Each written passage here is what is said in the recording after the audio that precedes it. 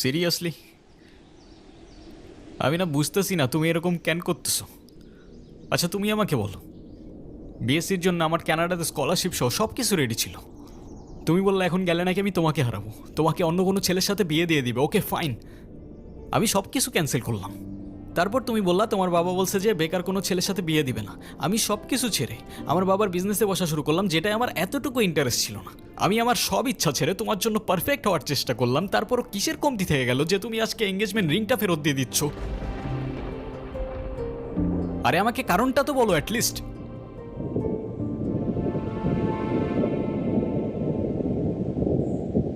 কোনো কারণ নেই। আমার মনে হচ্ছে না আমাদের একসাথে থাকাটা পসিবল। That's it.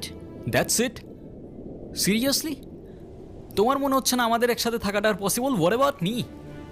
আমার কি মনে হচ্ছে সেটার কোনো ভ্যালু নাই? আমার সাইডটা কে দেখবে রুহি? দেখো, এত কথা বাড়ানোর কোনো মানে নেই। অযথা সময় নষ্ট করো না। সময় তো তুমি আমার নষ্ট করছো।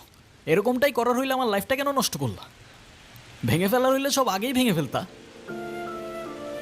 নাকি হুট করে এখন বেটার কাউকে পেয়ে গেছো? তোমার যা ভাবার তুমি তাই ভাবতে পারো, আমার কোনো প্রবলেম নেই। আরে প্রবলেম তোমার থাকবে কেন?